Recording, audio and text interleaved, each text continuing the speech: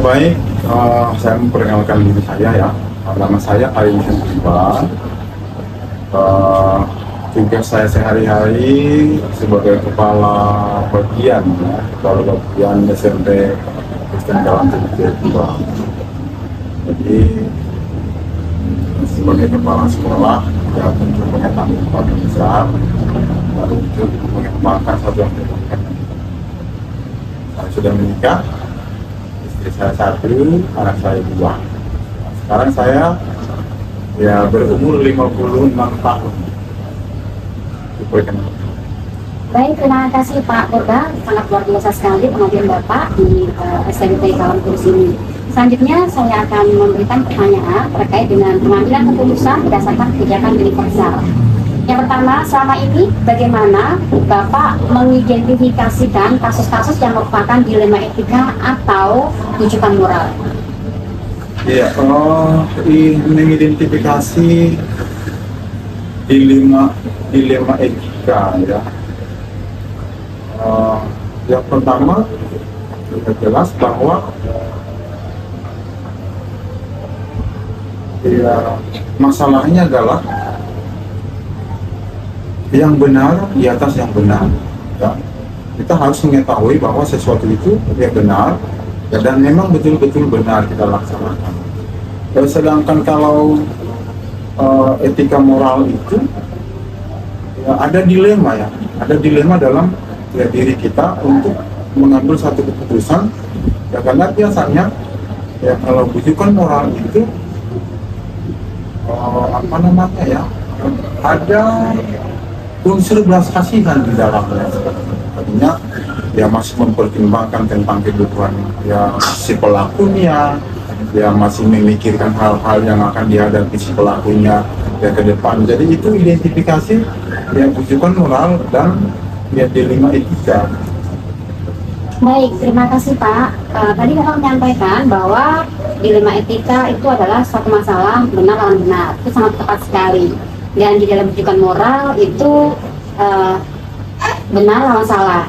Di sini tadi Bapak menyampaikan bahwa ada dilema dalam diri kita ketika kita mau mengambil keputusan yang berunsurkan tentang rujukan moral, karena di dalamnya itu ada unsur belas kasihan. Seperti itu Pak ya. Baik Pak, selanjutnya bagaimana Bapak mengambil keputusan di sekolah, terutama untuk kasus-kasus di mana ada dua kepentingan yang sama-sama benar atau sama-sama mengandung nilai kebajikan? Iya, pengambilan keputusan tentu kita mengedepankan kebenaran tetap ya. Ya contoh kasus saya pernah alami sendiri ya di SMP. Ini terjadi kepada guru saya. Ada dilema etika yang harus saya lakukan, yaitu mengambil keputusan yang benar ya untuk menjunjung kebenaran itu sendiri. Artinya begini, kita melaksanakan tugas kita sebagai ya, pimpinan di satuan pendidikan ini adalah membimbing, mengarahkan, yang membina bapak ibu guru yang ada. Ya, tetapi ya, ada kalanya tidak semua bapak ibu guru itu yang melakukan apa yang kita harapkan begitu. Ya artinya kalau saya bisa garis bawahi ada guru itu yang indisipliner begitu ya. Oleh karena itu ya saya harus melakukan satu tindakan yang benar ya, dan di atas ya kebenaran begitu. Pernah satu kasus begini, guru ini ya katakanlah guru si A, dia itu sebenarnya kalau ya, saya lihat tugasnya dia ya lumayan sih bisa, tetapi indisipliner, artinya tidak punya disiplin. Artinya sering terlambat, ya mengucapkan kata-kata yang tidak seperti seorang guru, dan itu berlangsung lama. Dan saya sendiri sebagai kepala sekolah itu sudah menyampaikan ya seorang guru harus begini, apalagi kita ini kan guru di tengah-tengah sekolah Kristen begitu ya, jadi harus berbicara dengan melakukan sesuatu yang benar. Tapi dalam berjalannya waktu sebelumnya nggak ada perubahan. Tentu saya harus melakukan satu tindakan ya tindakan yang benar ya untuk memperjuangkan yang benar begitu. Akhirnya guru ini setelah dibimbing dan nasihati, ya tentu ada tahapan-tahapan yang saya laksanakan untuk memberikan satu keputusan final bagi guru. Itu pengalaman yang pernah saya lakukan tentang dilema etika, yaitu melakukan yang benar ya untuk ya sesuatu yang benar, yaitu contoh kasus. Akhirnya ujung-ujungnya guru ini ya karena memang sudah ya susah sekali untuk dibentuk sebagai guru statusnya guru ASN, ya terpaksa saya mengambil tindakan yang benar dan tidak merugikan dia juga. Apa itu? Itu kita bisa tempatkan jinak, bisa dibimbing lebih bagus lagi. Itu contoh kasusnya. Ya, baik. Terima kasih, pengalaman yang sangat luar biasa sekali dengan langkah-langkah yang Bapak ambil itu sangat tepat sekali ya. Karena di sini memang ketika kita mengambil keputusan benar lawan benar, itu kita memang harus melalui proses. Jadi dalamnya kita bisa mengambilkan keputusan tersebut. Lalu yang berikutnya, di dalam langkah-langkah pengambilan tersebut, adakah atau prosedur seperti apa yang Bapak gunakan selama ini? Ya, yang saya lakukan selama ini langkah-langkahnya jelas. Yang pertama, kita ini segala sesuatu keputusan tentu berbasis data begitu ya. Artinya ya ada catatan. Yang pertama ya, ada catatan tindakan, contoh kasus yang tadi ya, ada catatan tindakan indisipliner yang saya bukukan setiap saat ya dari apa yang dilakukan oleh si guru tersebut ya. Mungkin anak-anak juga begitu ya. Yang kedua ya tentu setelah kita mencatat ya berbagai tindakan yang indisipliner milik kita, ya kita menyampaikan secara lisan kepada kita. Itu langkah-langkahnya, panggil, ya tegur, iya, nasihati, bimbing ya untuk bisa berubah ke depan ya. Kita laksanakan ya pembimbingan kepada dia gitu ya. Dan kalau memang itu juga ada perubahan, langkah berikutnya tentu ya sebagai pimpinan kan memberikan SP ya, surat peringatan tertulis 1 ya, surat peringatan tertulis 2 ya, kita berikan kepada dia. Itu langkah-langkah yang berikut. Kalau memang itu nggak bisa lagi, saya sebagai kepala sekolah yang ya ditunjuk oleh yayasan, tentu saya melapor ke yayasan ya, ada guru begini, ada murid begini, atau apa tindakan kita selanjutnya ya, tentu itu keputusan dari yayasan ya.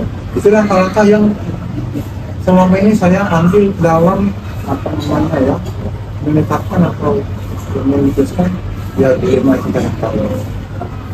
Ya, terima kasih sekali Pak. Memang ketika kita memutuskan kasus itu kita kan harus melihat dulu ya, harus ada langkah-langkah, tidak langsung kita memutuskan. Karena takutnya ketika kita langsung memutuskan ada hal-hal yang kurang menyenangkan. Tapi sangat luar biasa sekali dengan langkah-langkah yang Bapak ambil.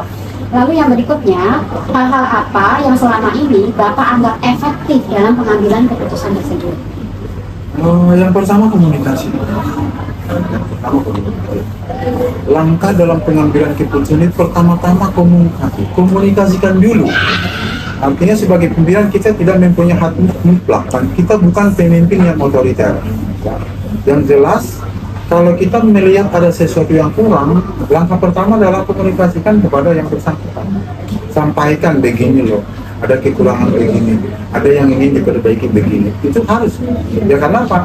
Kalau ya serta-merta kita memberikan atau menjatuhkan vonis kepada dia tanpa kita sampaikan apa masalahnya, ya tentu kan jadi masalah ke depan. Masalahnya bukan semakin baik, tapi semakin besar. Oleh karena itu yang pertama adalah langkah pertama atau yang kita lakukan adalah komunikasi. Jalin komunikasi yang baik ya dengan guru, ya demikian juga dengan murid, sehingga nanti dalam mengambil keputusan si oknum tersebut nggak kaget. Ya karena sudah disampaikan kok. Ya ini sudah dinasihati kok, sudah dikasih tahu apa kesalahan saya. Jangan kita itu memberikan sesuatu yang mengejutkan dia, yang selama ini nggak pernah kita kasih tahu kepada dia. Jadi selama ini yang saya lakukan adalah komunikasi. Sampaikan pada guru-guru. Ya mudah-mudahan dengan komunikasi itu penyelesaian cepat, nggak berlarut-larut, nambah begitu Pak. Ya itu menurut saya.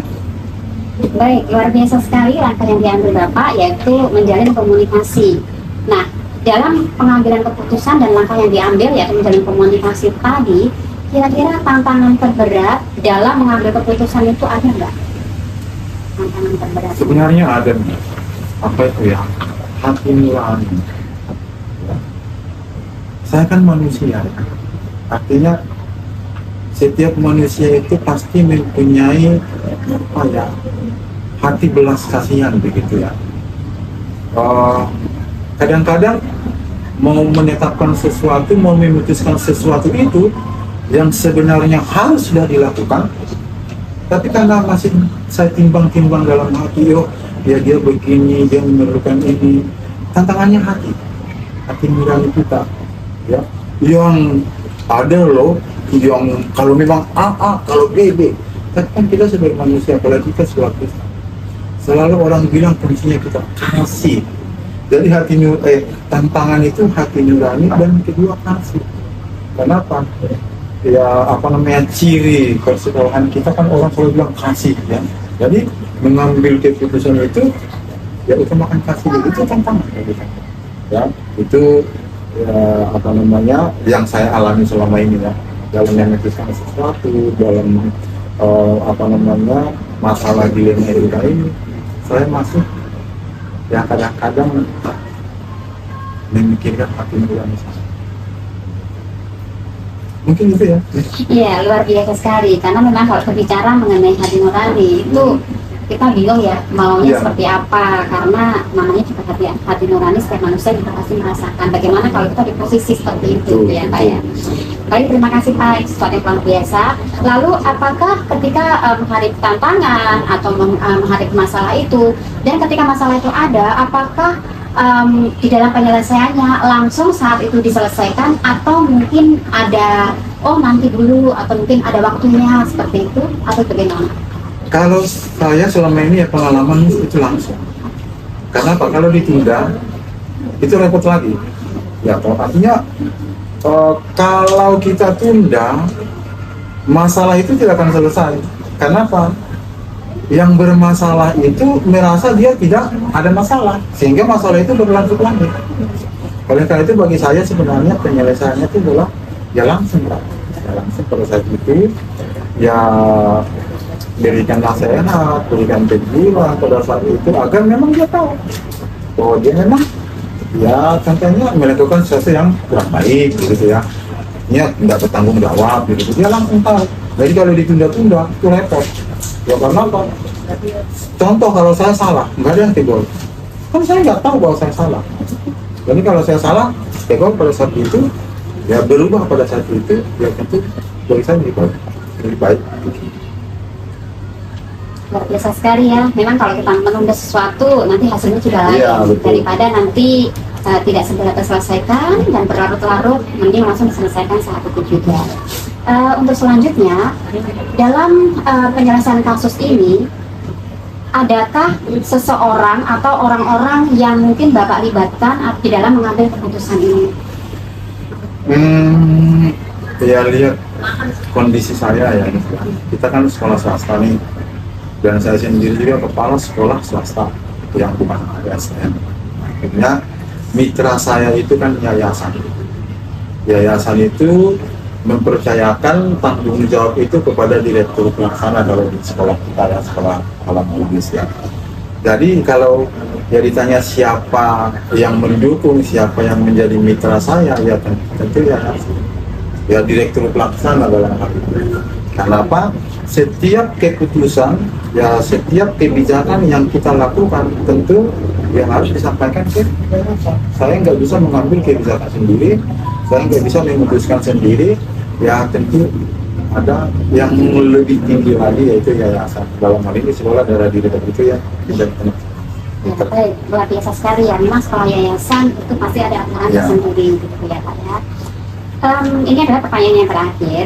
Nah, dalam pertanyaan terakhir ini yang saya tanyakan adalah, tadi sudah banyak berbicara tentang pengambilan keputusan, dilema etika, kemudian bisa ada masalah, kasus-kasusnya kita bisa selesaikan. Kira-kira atau apa yang pembelajaran apa yang Bapak ambil dari cara-cara Bapak dalam menyelesaikan masalah tersebut? Pelajaran yang bisa saya ambil adalah yang pertama seperti yang saya bilang tadi, komunikasi. Komunikasi itu adalah pembelajaran yang penting. Segala sesuatu itu intinya adalah ada komunikasi. Ada komunikasi. Yang kedua, dalam mengambil keputusan, ya baik dalam dilema etika ini, ya, kita harus punya data lah pembelajarannya. Jadi semuanya bersumber pada data. Saya tidak mungkin mengatakan ya kamu begini, kamu begini, tapi nggak ada data yang bisa saya tunjukkan. Oleh karena itu pembelajarannya adalah segala sesuatu yang kita lakukan itu harus bersumber pada data. Bisa dipertanggungjawabkan pembelajarannya. Dan yang berikut adalah ya pembelajaran yang bisa saya ambil dari dilema etika ini adalah berterus terang. Ya, kita harus terbuka, jangan sembunyi-sembunyikan. Terbuka kepada rekan guru, terbuka kepada murid-murid, katakan yang salah kalau salah, katakan yang benar kalau benar. Itu pembelajaran saya. Baik, luar biasa sekali ya pembelajaran yang diambil ini. Ada 3 hal, yaitu komunikasi, karena segala sesuatu tuh harus berdasarkan komunikasi. Kalau komunikasinya salah, pasti keputusannya juga salah. Demikian juga kita tidak segampang itu mengambil suatu keputusan tanpa adanya satu data. Ya. Dan yang ketiga yaitu adanya keterbukaan. Kita harus ngomong jujur, Ya. jangan sampai ditutup-tutupi. Karena kalau nantinya 3 hal ini salah satu kita tidak lakukan, bahkan salah satu menyimpang dari keputusan ini, pastinya nanti lain hasilnya. Iya. Seperti itu Pak ya. Baik, terima kasih banyak Pak atas kesediaan waktunya untuk mendukung saya dalam menyelesaikan kegiatan calon guru merah angkatan 9 ini. Terima kasih Pak ya. Ya, sama-sama Miss. Kiranya guru penggeraknya cepat terselesaikan dan menjadi guru penggerak yang ya boleh menggerakkan kita di sini lah di sekolah ini. Ya bukan cuma di SMA, tapi ya di semua lembaga kita yang ada di sini dari TK, SD, SMP dan SMA. Siap Pak. Terima kasih Pak ya. Oke.